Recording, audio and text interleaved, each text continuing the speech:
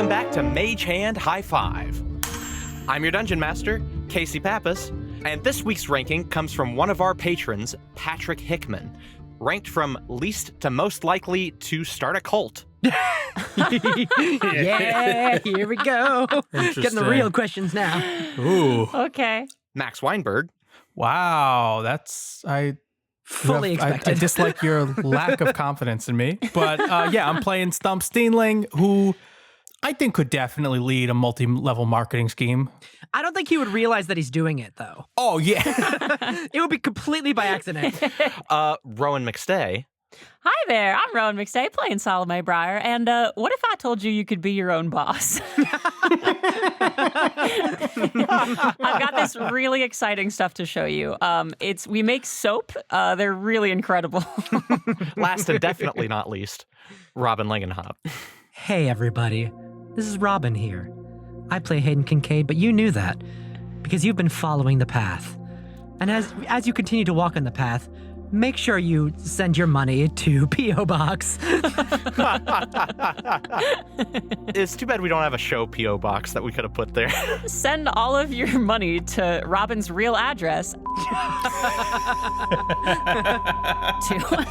Hey, listeners, if you would like us to have a P.O. Box, you can send me tithes. Let us know. You have to reserve 10% of your income to send to Robin's tithe box. To learn more about the path, for just pennies a day. For just pennies a day, you too can feed Robin's ego. Oh, shoot. Also, before we just dive all the way in, stay tuned after the show for a promo from Deck of Many Aces, an Ace D&D podcast. Are they afraid? Are they afraid? You know what? Just for the community, I hope so.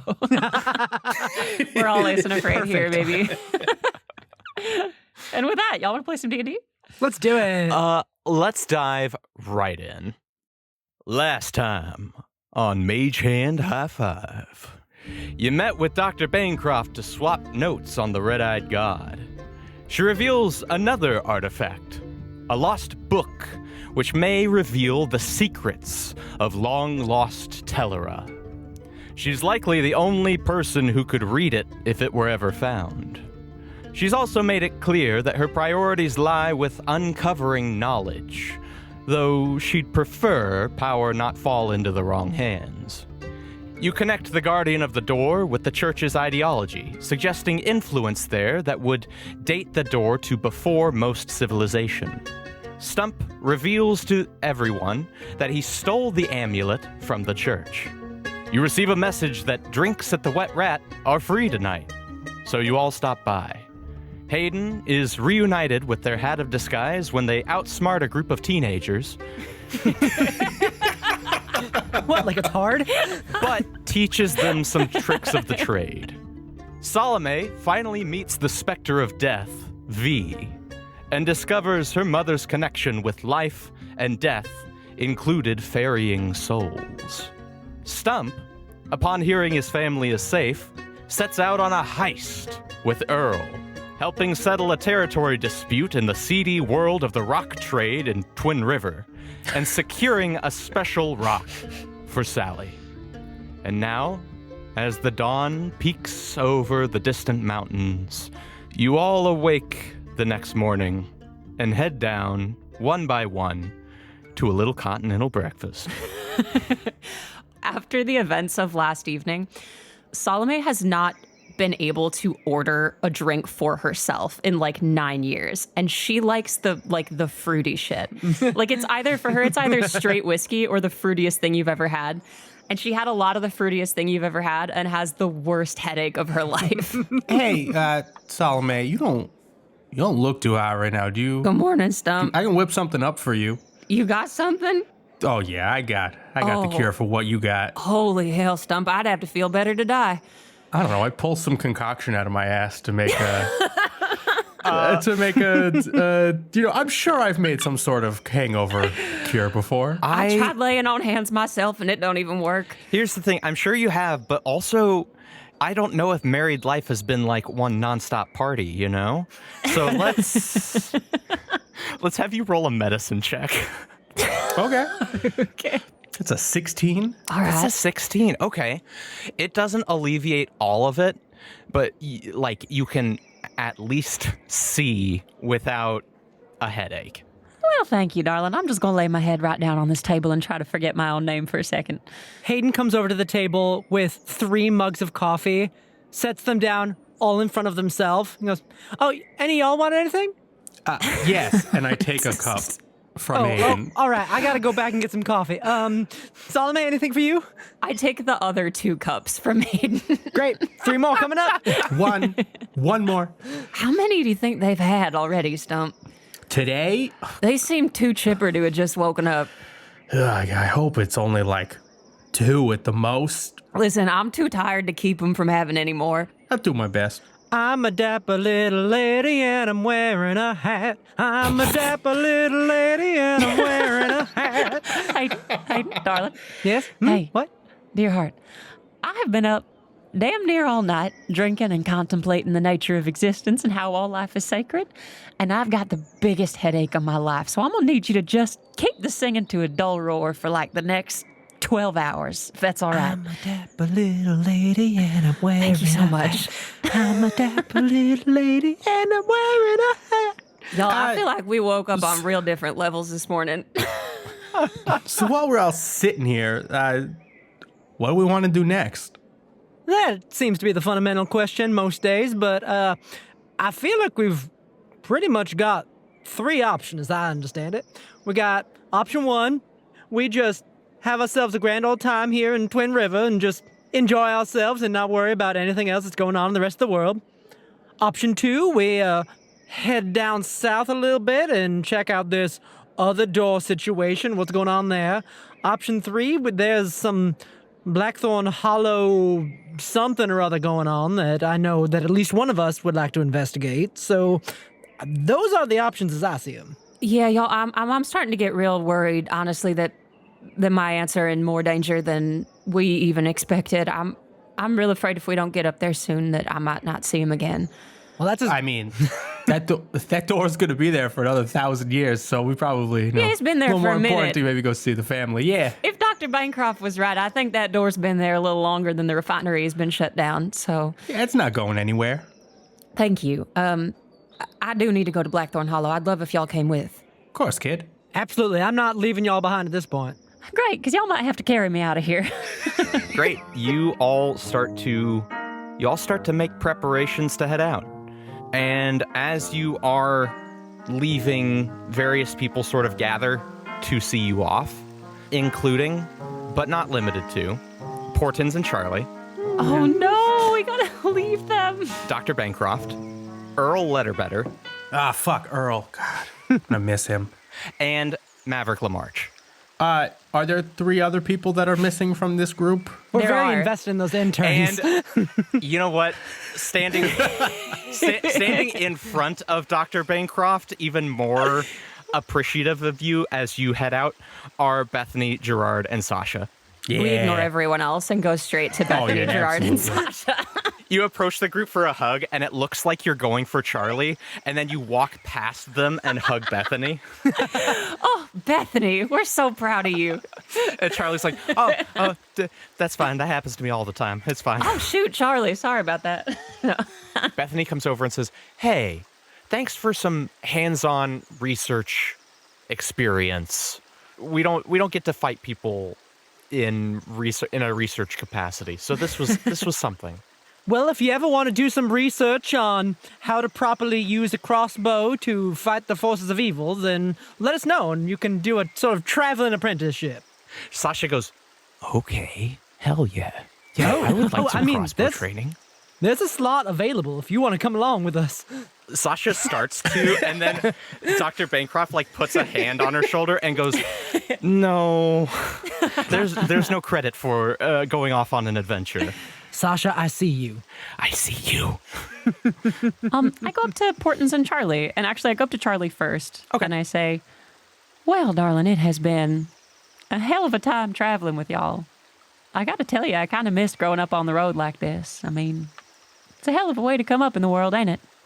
They're sort of wringing their hands, and they say, yeah, It's been grand, and I don't know. It's kind of sad seeing y'all leave because this is the first time I've had friends that have stuck around for longer than a couple days. Yeah. There's no offense against that kind of lifestyle. I really like it, but moss don't grow on a rolling stone. I wanted to say to you, Charlie, I grew up the same way, and I loved the time that I got to spend with my family. It meant everything to me. And I think we were real close because of it, but I didn't have a whole lot of friends my own age growing up either. I think it's okay for you to want to maybe put down roots somewhere, settle down somewhere for a little bit longer than a couple days. And I know how much you worry about Portons, but I tell you what, that old grumpy man loves the hell out of you. And I think he's going to love you no matter what you decide to do. I think he might understand if you talk to him a little more than you think he would. Shoot, I mean, I've always been a little scared of disappointing him, but I don't know. When I came back last night, when y'all brought me back last night, it just, I don't know, like I'd never seen him like that before. Sort of completely broken down and relieved, and I don't know, I think you might be right. Like maybe he would be okay with me just finding a place, but... Don't tell him I told you this, but he told me he'd be proud of you no matter what you did. They sort of like look over at Professor Portons, who's like talking to somebody else, and they say, oh, well, wherever y'all are headed, I know that y'all will get through it. So just, come back here safe and sound, okay? Well, thank you, dear heart. We're going to try, that's for sure. You go out and you spread those wings, put down roots if you need to. Just don't do what I did and lose your way home, and you'll be all right. They nod, and they sort of take a step back. I'm going to go grab Portons and just kind of say to him, so before, when we first met you, I thought you were kind of an ass. What a start. All right. So I guess I'll have to take that one on the chin. I mean, you were, blowing 1 in 20 people up with your potion. So, Well, okay. I mean, if we really do want to set the record straight, you can say that you did blackmail me in our first ever conversation. yeah, it's okay. I own that. It happened. Well, all right. I mean, I haven't heard you say, yes, I blow people up every so often. Listen, it was one time, and they were fine. I can tell you with certainty, I've never blown up a person. But, we've gotten to know each other, and, you're not really an ass anymore. And before I offered Charlie kind of an escape from you if they wanted it. And there's an opening for an apothecary. Yeah, they didn't take it, but... Okay. But there's an opening for an apothecary up in Mountain Creek that if you and Charlie wanted to head there and maybe settle down a little bit after this big old adventure y'all just had, might be kind of nice. I told them about it. They said they didn't want it, but let me write this note. It says that Stuhmp sent you, and if you give this to go find Kate Steenling, she'll get you hooked up. You pass the note over, and the professor sort of twirls it in his hands, and he says, I don't want to admit it, but I think the traveling life is wearing thin on him. I suppose it might not be the worst thing in the world to find a place to kick back and kick up your shoes. It's a pretty good place to kind of retire to, not gonna lie. Well, then it'll have to be a serious conversation between Charlie and I about where we head to next. To be honest, I've been leading the reins for a long time. Might be time for Charlie to have a hand at the wheel. Yeah, they're a good kid. They are. They're a better kid than I deserve. Yeah, that's for sure. Okay. All right. All right. He smiles and he claps a hand on you and he says, well, Stuhmp, I look forward to your career with vested interest. Thanks. All right. Well, I look forward to what? I look forward to your retirement. Like, are you? I hope you're okay. I hope your life is fine. But like, I don't know. What do you want from me? He sort of throws his hands up and goes, all right, and steps back. You know how like older men don't know how to show affection for each other? But we absolutely like shake hands for an extended period of time, just like acknowledging each other. Oh yeah. So good. Hayden steps up and says, "Sorry, I'm not good at this kind of thing. I have a tendency to give you a kind of a see you later, and then I'd never see you again because something horrible has happened. So I just want to say, just don't get murdered, please. I can count the people that I know and trust and care about on one hand, and y'all are on that list. So just please, your family don't die. Okay, I'm gonna go now. Sorry, excuse me. No. You start to turn, and Charlie just like wraps you in a hug. Oh. Portens comes over and sort of like sidearm like hugs you as well, and Charlie says, "I'm not dying yet." And Portens says, "I don't plan on it, but we'll see." That's oddly more comforting than I was expecting, so I appreciate it. And I will be seeing y'all again, all right? Not if we see you first. Hey, Professor, listen, I want you to know I don't care what my aunts had to say about you. You are one of the best people I ever met. And if I run into them, I'll put in a good word for you. I'll let them know you saved me and half of Providence. And, hell, if you ever find the high road, you let me know, because I hope one of us can make him proud one day. You see his face turns a little red, and he goes, thank you. I'll try. Me too.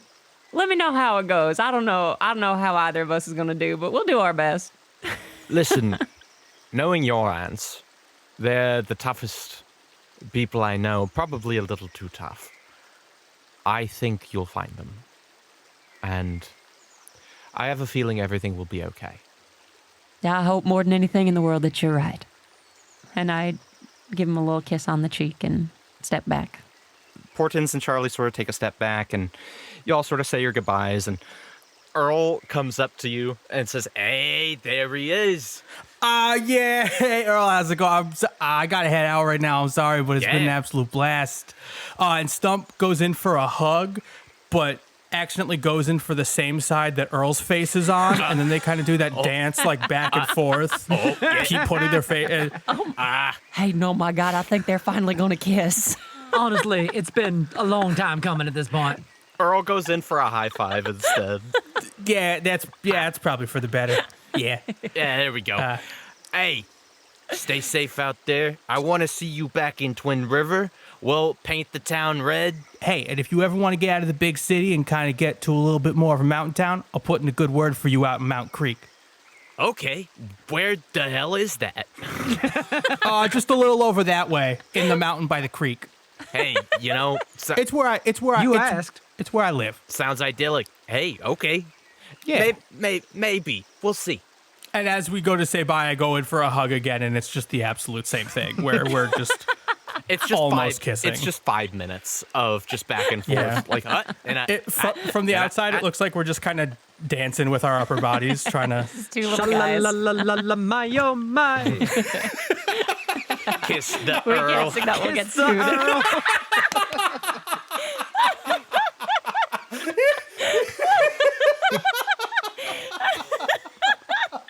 You can't sing any more of it. If we just do not about We can't afford the rights for that joke. We can't afford it. It's parody, guys. It's parody. Great. And then last but not least, Lamarche sort of comes up, and he has sort of a package under one arm.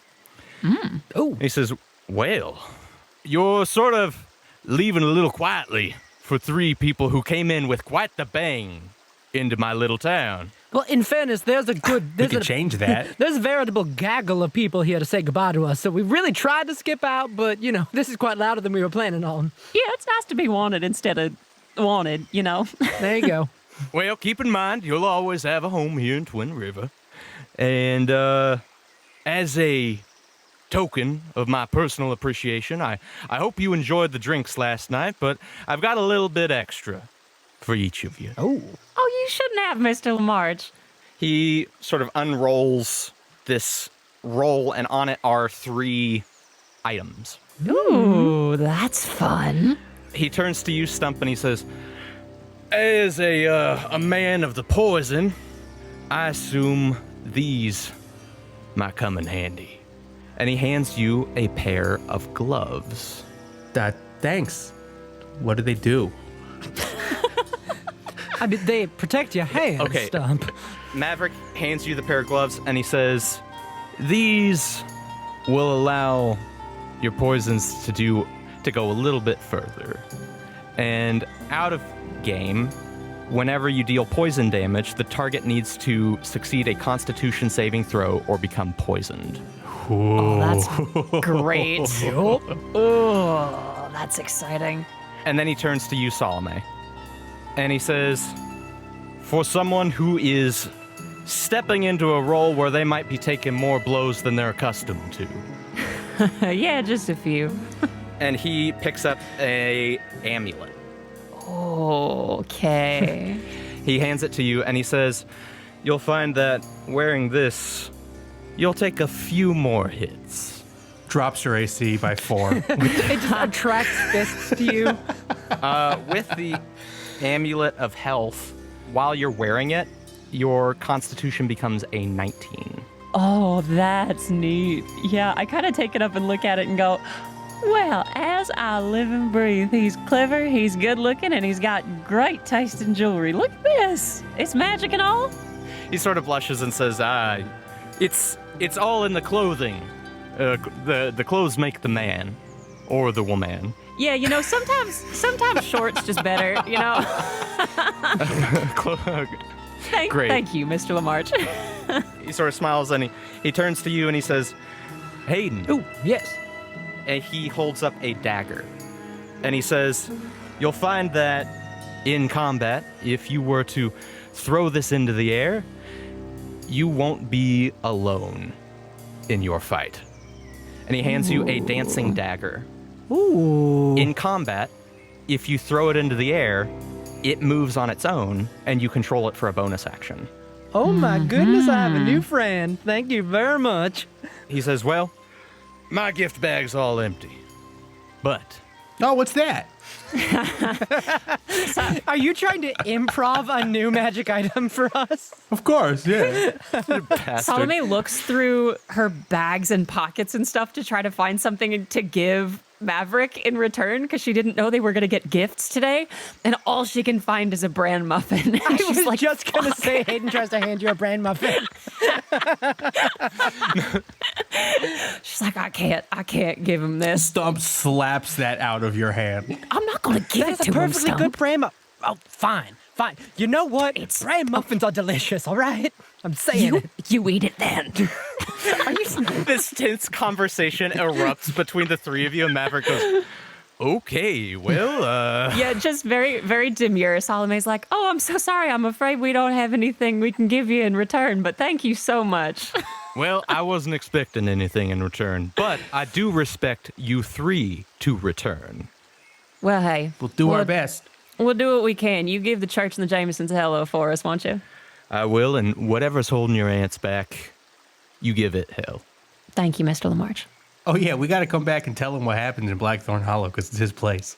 I would like to know what happens in a place that I technically have jurisdiction over. Absolutely. Great. You all head out of Twin River. You see your friends wave on it and shrink into the distance. The sun starts to climb higher in the sky, and as you do, you look ahead. And on the horizon, to the north, you see a line of trees. But not just trees, gnarled willows and thrush. It looms as you start to head towards it. And as you do, you see storm clouds rolling in from the north, almost like an advance guard sent to stop you by the bog. Before things get too spooky, I will say, when Professor Portons goes back to their wagon, they find that all of the facial hair has been stolen And replaced with just one wild rose. He is sort of looking over his things, and he goes, my private, my favorite, my lovely. And he opens a little box, and it sort of glows as he opens it. And he looks in, and there's lines of sort of rows where facial hair would be. There's an outline of where they're supposed to be. Like, there's a handlebar mustache. There's a full-blown curly Q. There's a Van Dyke. There's like a wizard's beard. It's all gone. And he goes, no. He looks, there's a wild rose in the back, and cut to Salome wearing all of them at the same time. Exactly. And then as soon as we see the clouds rolling over the horizon, I'll just like take them off. I look over and go, Salome, you know that I have multiple instances of disguising power. You really didn't need to collect all of those. Oh yeah, it was just for shits and giggles. No, all right. You all march forward, and the clouds roll in. And before long, it starts to drizzle. It gets a little hazy.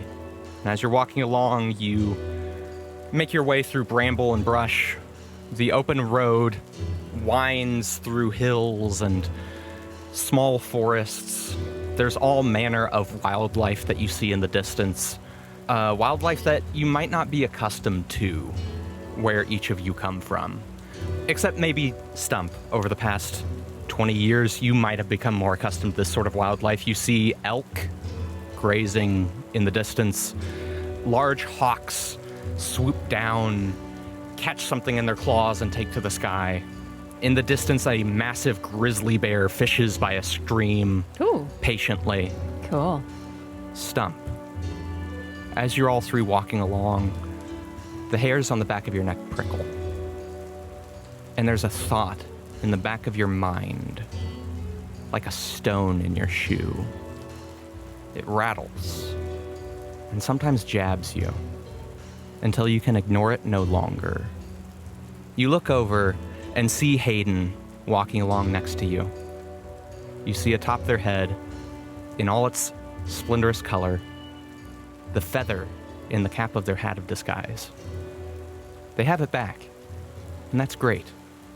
But they also have your amulet. And that bothers you. It doesn't sit well that the object that you have spent 20 years looking after, 20 years as the sole caretaker, and moving across the country to spare your family, to keep safe, that it is no longer in your possession, and that the deal that you made to hand it over is no longer in effect. Hey, Hayden.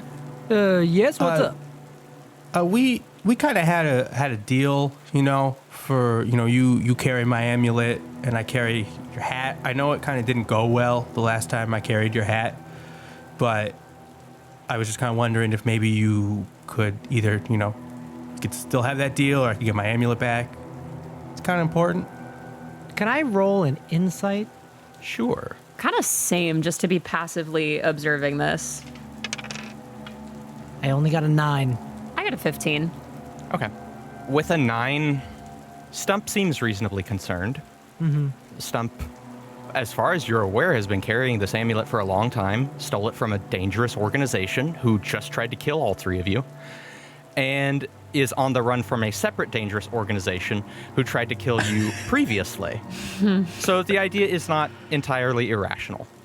All right. Salome, with a 15, you do see Stump's hands clenching. I'll just take note of that.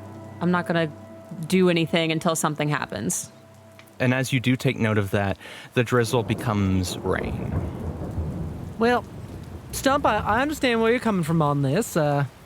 I don't want to put you in danger again by giving you the hat and having another one of those people think you're the stranger type situations, but, a deal is a deal. So, here. And I will hand the hat over. Appreciate it. Stuhmp, as you put on the hat, there is no. There is a small part of you that burns with just a little bit of anger. You're able to keep it in check for now. Casey, Yeah. can I make a sleight of hand roll? And then I will explain to you what I am attempting to do. Ooh, okay. I don't know, because I can't sign off on that. Are you stealing something, or are you putting something in Stump's pocket? So, I have the fake amulet. Yeah. And when I pass the hat over, I want to casually open my coat and have the amulet become visible for a split second in a way that Stuhmp would notice and think that I messed up. Like you're baiting Stuhmp into stealing it. Yeah. Ooh, okay. So I'm going to have you do a contested roll. Hayden, I need you to roll sleight of hand. Stuhmp, I need you to roll perception. No way this can go wrong. Okay. That's a 4. Okay, well, that's 14 on the die, so I think I got it. Stuhmp, as you put on the hat, you see Hayden sort of throw their cloak to the side, sort of brushing their hands back onto their waist. And as you do, you see the glint of the amulet in one of the coat pockets. Okay. Noted.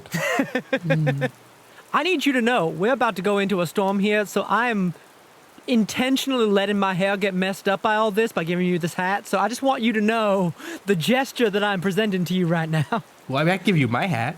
I don't need 2 hats. Sure. That sounds fine Once to me. again remembers he has a hat. Once again. Yeah, here's my, here. And Stuhmp hands Hayden his black Stetson that we know is there. Ooh, this needs a wash-in, but, you know. Casey, I think as we're going around here, I think Salome has been. You said there were a lot of willows. I think Salome is peeling at some of the willow bark because willow bark is like medicinal. It's early aspirin, I believe. Okay. So Salome is peeling at the willow bark as her Aunt Lila would do, taking some bark just in case, you know, she's hungover. She's probably chewing on a little bit. And I want to roll something to see if I can clock, like, the weather is weird. Everything is, like, gloomy in a way that's spooky. Can I roll something to see if there's something magic going on here? I know I have divine sense. Sure. What would I roll about that? You can roll Arcana to get a sense if this is like sort of a magical thing. If you want to know the true nature of it, like if you want to know specifics, you would probably cast something.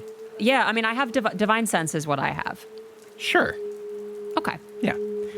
You're gathering the bark from the willows.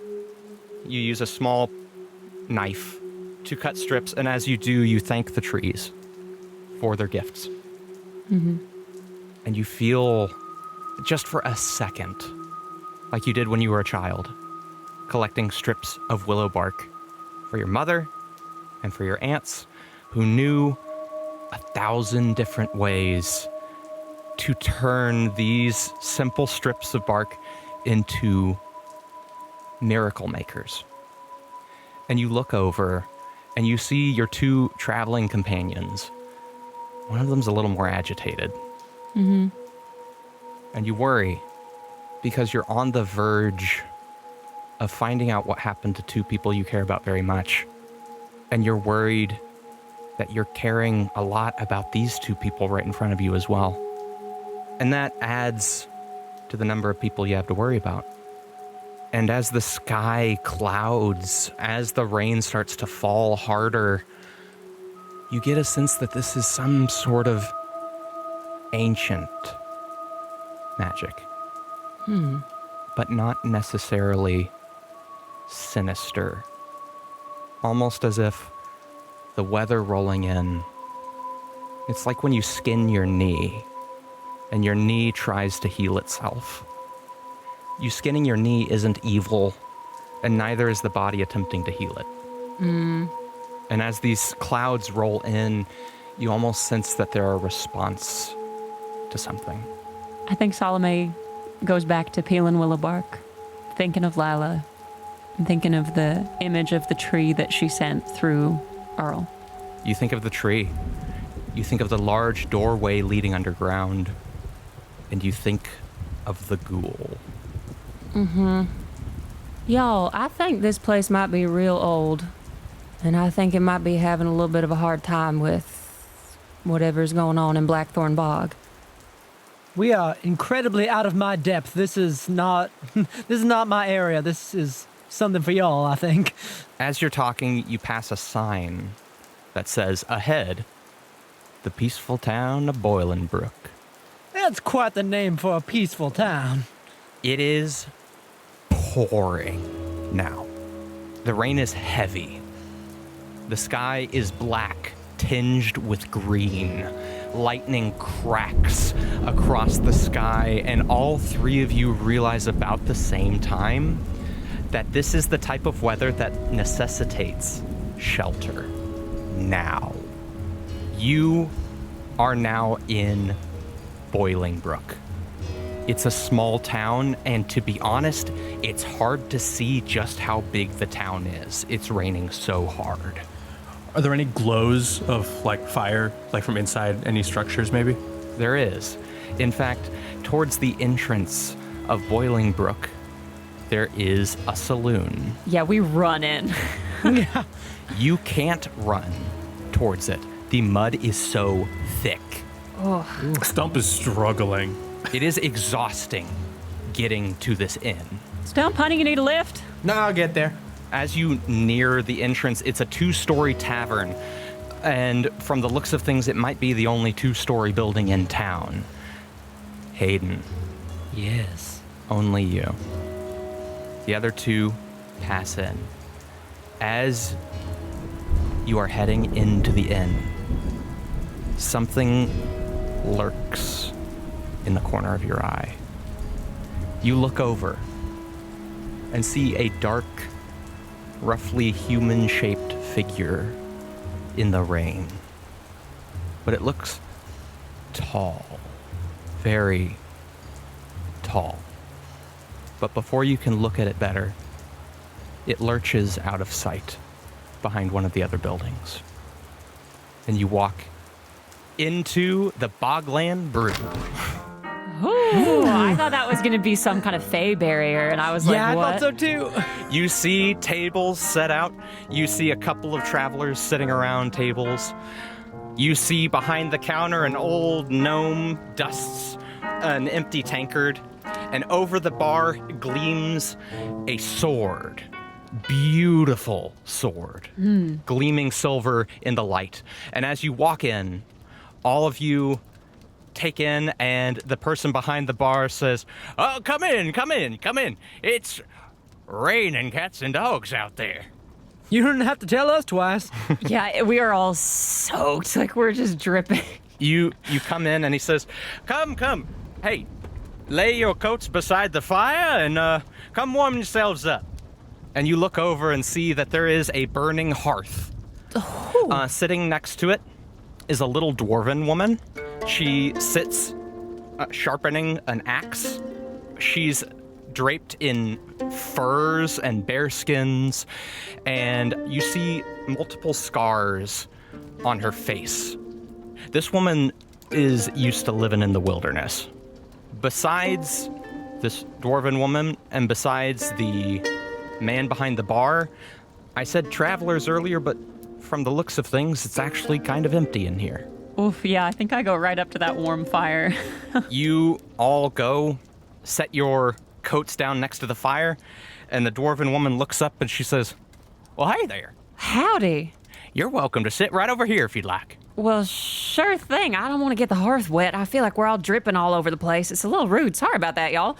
Yeah, apologies. She smiles and says, "Oh, don't worry about it, darling. I'm used to this sort of weather. The only reason I'm inside right now is things have been awfully dangerous as of late." Is that so? If you listen to old early Porterfield's tales. She points over at the bartender, and the bartender sort of chuckles and goes back to wiping his glasses. Well, what kind of tales has he been slinging? Well, I mean, if you ask old Early, he'd be more than happy to lay in on some of the local urban legends. She smiles and says, "But don't go believing everything that he says, all right?" We'll try. Oh, does he have a reputation for telling tall tales? She sort of looks over and you see the short stature of the gnome behind the bar, and she says, "Wildly enough, it's the only type of tale he can tell." I mean, I'd love a drink, so let's make this happen. Oh, God, I don't know if I can handle all that. And no coffee, Hayden. What? The dwarf holsters one of her axes, and she says, "Oh, by the way, I'm Shorna Ursula." Happy to meet you. Appreciate your hospitality. As you turn to go, you look, and these scars are deep. Are they old? Some of them are old, some of them are more recent. You even see what looks like a bite mark Ooh. deep in her shoulder. All right. You go back to the bar, and old Early says, "Well, I suppose that it's a little bit of highway robbery if I charge you for the rooms for the night, seeing as how there's not really anywhere else for you to go." I mean, as long as it's a fair price. Well, shoot, why don't we say it's 1 gold for the 3 of you? I'll set you up for 3 rooms for the night, and we can call it there, you know? Well, that's mighty generous of you. Thank you very kind. We can keep the tab running depending on how long this rainstorm holds out. Perfect. Rainstorms in this area of the world, they could last on for days, sometimes weeks. Is that so? I mean, don't get me started on the weather. But here, y'all having anything to drink or eat this evening? Well, I don't know about the rest of these 3, but I gotta say, I would love a nice glass of whiskey, whatever you got around, and I could certainly have a good meal. What do you got on the menu? Oh, God, Salome hears whiskey and just throws up just a little. He says, "Well, we got a nice stew on this evening. Nice rabbit stew, if any of y'all are interested. It's actually about that time from the back doors comes a small gnome woman, and he says, "It's actually my niece here's specialty. Brindley, Oh, my. would that be rabbit stew for all 3 of you?" Yes, for me. Yeah, sure. Yes to the rabbit stew, please. No, thank you on the whiskey. Alrighty. Brindley, would you serve up 3 helpings of your famous rabbit stew? And she chuckles and heads into the back. Now, I will say we ain't got too many travelers in these parts as of late. Where y'all headed, if you don't mind my asking? Yeah, we're heading out to Blackthorn Hollow to check on the refinery. He sort of sighs and he says, "Actually, you know what?" And he pulls out the gold that you gave him and he hands it back and he says, "Rooms are on the house." You sure about that? I appreciate that, but why? Well, every nice folk that have passed through on their way to the refinery, I ain't ever seen again. So I don't rightly feel comfortable charging you for your rooms for the night if this is the very last night you might ever sleep comfortably. What a thing to say. How about we analyze that a little bit more? Oh, we're going to come back. Will you tell us what you've seen, though? Well, I used to get all sorts of customers come through Blackthorn Hollow. Company boys, all in powder. Come rest up, head down to Twin River, drop it off. I'd see 'em again in about a week. Like a clock. Owed a good chunk of my livelihood to them company boys, so's I did. Well, about 6 months ago, they stopped coming. In fact, all traffic out of the hollow stops. People go, don't come back. People go to check on those people. They don't come back. Big city Twin River sends boys to investigate. They don't come back. Rumors start spreading as they do, and nowadays people won't go near the bog line. They wouldn't go near it if they had all of Threed's army at their back. Saying there's the beast of Blackthorn Bog running around. And then he turns and he spits over his shoulder. You seen anything like that? Well, I chalk it up to superstition, but then the bodies started showing up. The hell do you mean? The what? Real unnatural stuff. Torn to bits. Chalk white. Some of them, he sort of looks back and he says, I'm sorry. I'm putting you off of Boiling-Brook. It really ain't all that awful. Mr. Porterfield, I will need you to keep going. What happened to the bodies? He sort of looks at you and he says, now listen here. Young lady, I don't want to fill your heads with nasty tales. I don't care, Mr. Porterfield. What happened? About that time, the front doors slam open. Thunder cracks across the sky, and you see a hooded figure standing in the doorway. Very tall. They come in, close the doors behind them. Early sort of shuffles around from behind the bar to help as the wind is doing its damnedest to keep these doors open. They slam the doors, and Early says, well, I reckon nobody else is coming in through this, and if they do, they're gonna have to knock. And he slides a large plank over the doors, effectively locking them. Early shuffles back over to behind the bar, and the hooded figure goes down to the end of the bar, far away from the three of you. Is this the same hooded figure I saw earlier? You don't know. Okay. Early shuffles over to the end of the bar. The figure sort of leans in and whispers in his ear, and Early says, as a matter of fact, I do have one more room. Would you like something to eat first? It's mighty harsh out there. And the figure sort of leans in and whispers again. He says, right. And he takes a key, hands it to the figure. The figure turns and leaves up the stairs without another word. And Early sort of rocks back on his heels, and he looks over at the three of you and says, oh, pardon my rudeness. What are we talking about? The bodies. The bodies. Yeah, some people say they were animal attacks. Torn to bits, some of them were. But, I gotta look at one or two of them, and, I ain't never seen no animal do anything like that. Almost seemed deliberate. Like it was, well, I don't know. I can't really put my finger on it. Something strange. Something unnatural. Strange how? It seemed intentional. The folks, the bodies that turned up, you think they were coming out of the bog? Some of them were. Recently, we had a body turn up right outside the city limits. Now, as I've given enough evidence to this being some sort of supernatural thing, I will also say that the weather right now has been driving animals out of their mind.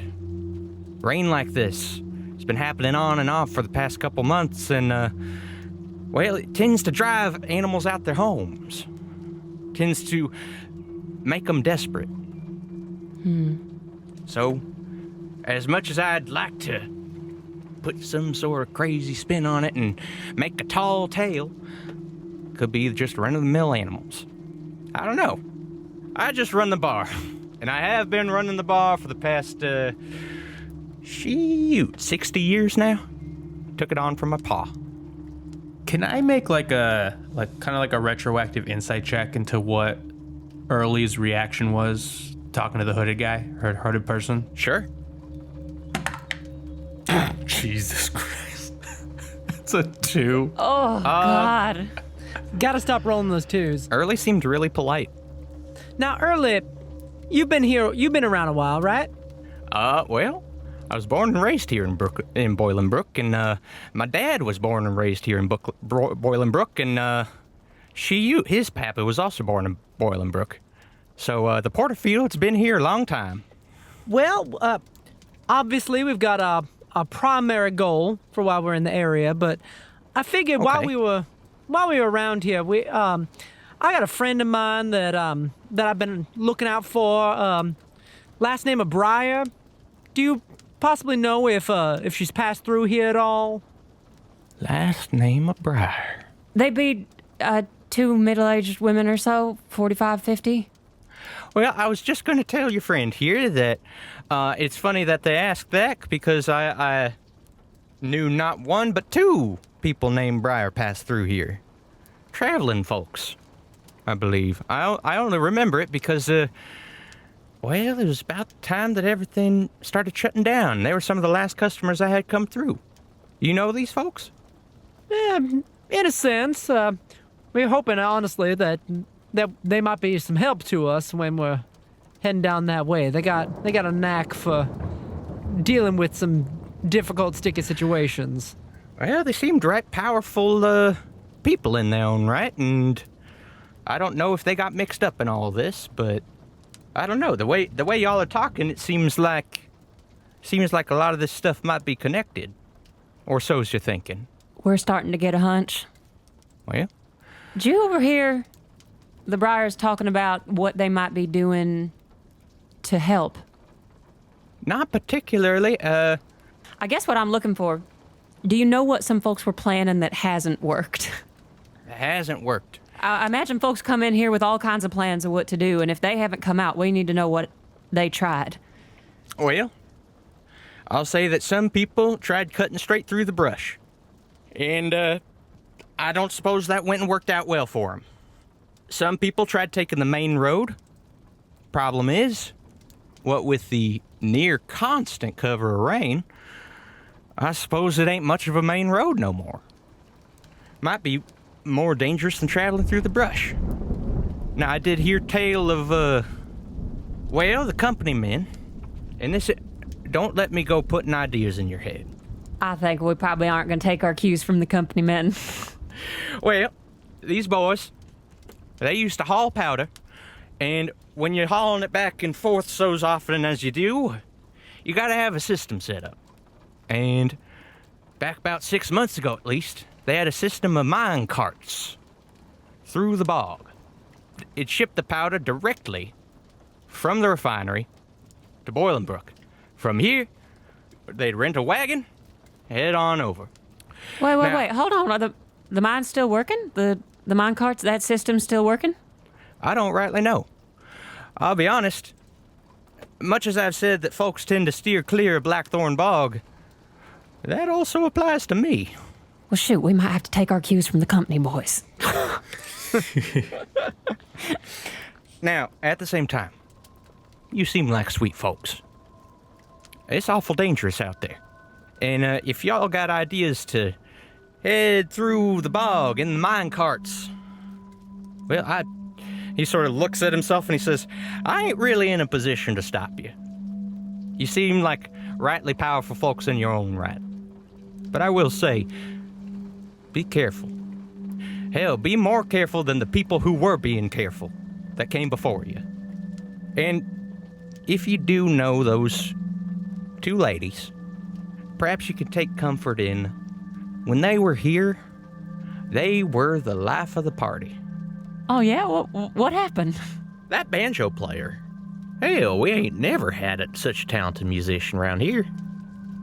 And the other had wild roses springing from her hands and handed one out to everybody in the bar.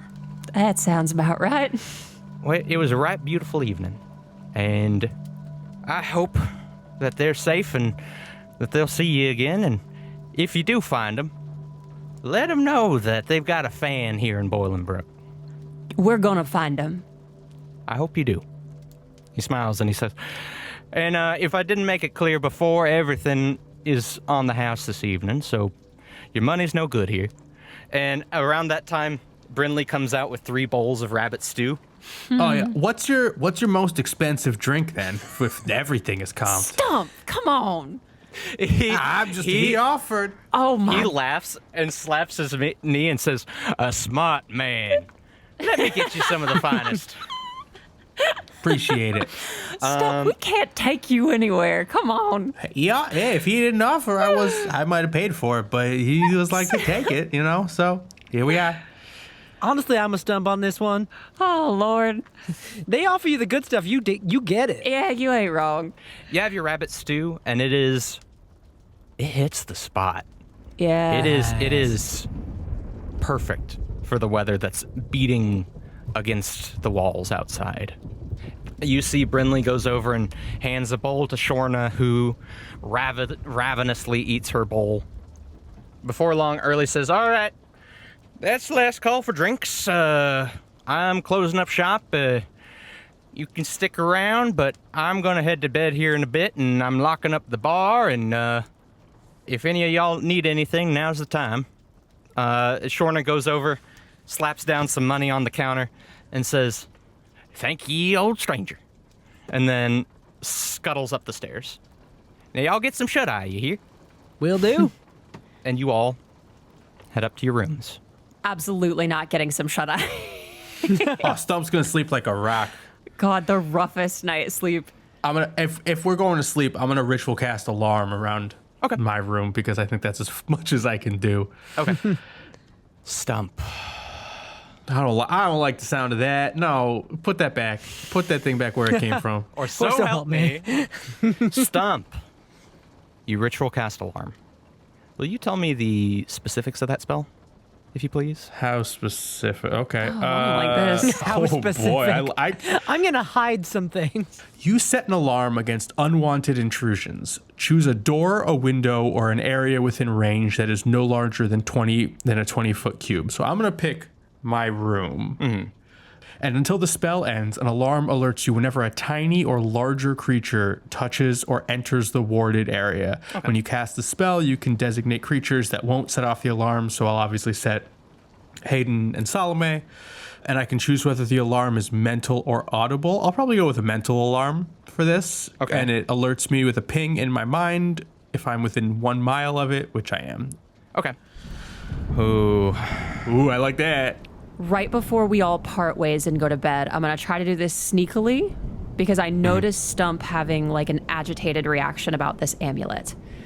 Okay. I'm just going to like clap Stuhmp on the back and be like, "All right, good night, Stuhmp. You sleep good." And cast protection from evil and good on Stuhmp. So this gives him... Y'all, Casey's eyes right now. Aberrations, celestials, elementals, fae, fiends, and undead have disadvantage on attack rolls. Stuhmp also cannot be charmed, frightened, or possessed by them, and they have advantage if they are making a new save against those things. And it lasts like 8 hours, right? I think it doesn't, actually. I think it only lasts for like 10 minutes, unfortunately. Yeah. But it'll give him like, hopefully it'll be like right before we all try to go to sleep. Okay. You slap Stuhmp on the shoulder. Stuhmp goes to his room. If this is going to become a bigger thing... I do have one quick thing I want to do before I go to bed as well. Okay. Mine is very... The face you are making right now. No, go for it. Mine is very, very small. Sure. I have never used this before, but I would like to expend a spell slot and use my primeval awareness. Okay. Which allows me to sense whether any aberrations, celestials, dragons, elementals, fae, fiends, or undead are present within a mile of me. Within a mile. Within 6 miles if it's my favored terrain, which I don't know if we count this as desert, really, because we're kind of in a bog. This is not desert. Yeah. This is bogland. Hence the bogland brew. Okay. I'll handle this. Hayden, and then Stuhmp. Hayden, you go to bed. Mm-hmm. As you're tucking in, you cast this primeval awareness, and your head starts to hit the pillow when a cold spot emerges on your radar. You don't know where, you don't know what, but there is an aberration near you. Well, I think I'm going to be sleeping with my crossbow snuggled up beside me if I fall asleep at all. God. You do. Yeah. Hayden, do you sleep? You know what? I do. Because I am still quite aware when I sleep. Let me have you roll a perception check with disadvantage. With disadvantage, that's a 17. Jesus Christ. My lowest roll was a 14. All right. Okay. I have to roll something real quick. Okay. Stuhmp. You cast alarm. Mm-hmm. You set the parameters that the group is able to pass through it. Stuhmp, as your head hits the pillow, The night closes in around you. And as you sleep, roll a charisma check with advantage. Ooh.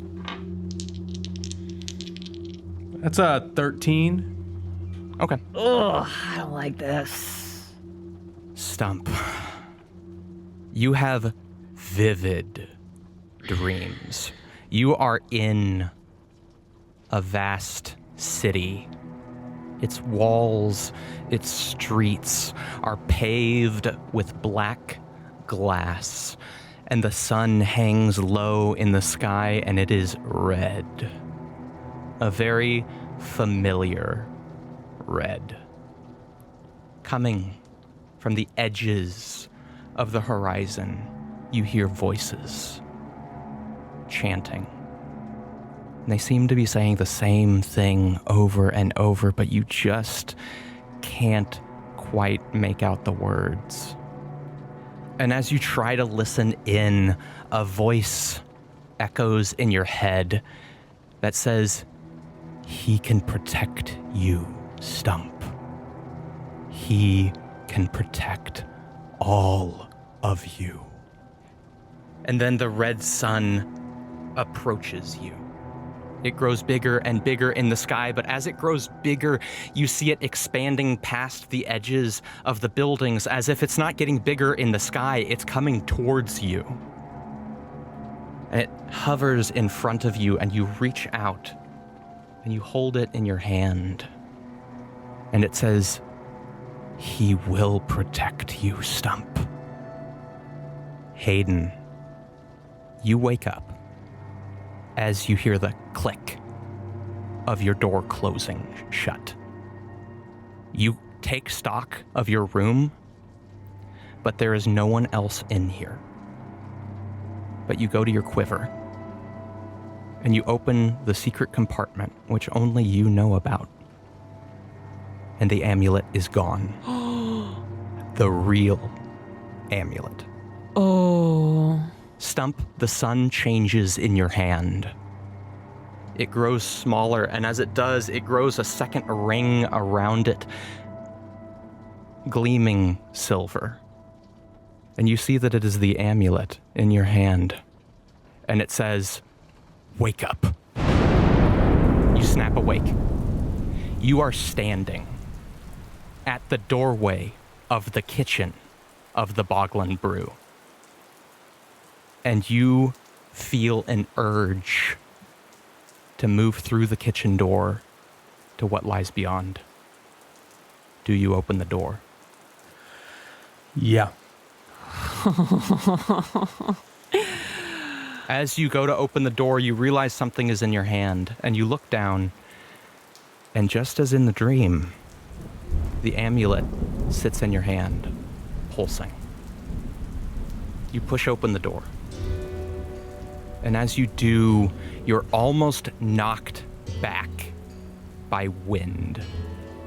You open, and you see for the first time the kitchen of the Badlands Brew. It is small. It's modest for what it is. You see barrels open containing foodstuffs. You see a kitchen, a sink. You see counters laden with the scraps of today's dinner. You see a doorway in the back that seems to lead to a bathroom. And then, catty-corner to that, is the door leading outside, and it is wide open. Wind is blowing water in. The storm is in this kitchen. And you look, and you almost don't notice it at first because of this, because of the wind rushing through, ripping this kitchen apart. And then you look and see a figure in the kitchen. They are slumped over the kitchen sink, unmoving, except in the wind.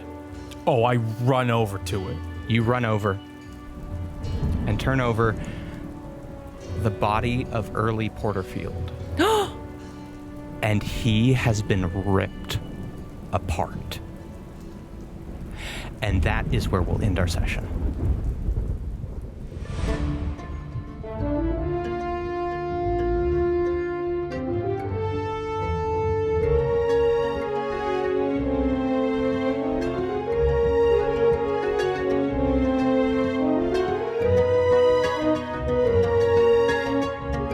Thanks so much for listening to episode 17 of Mage Hand High Five, The Badlands.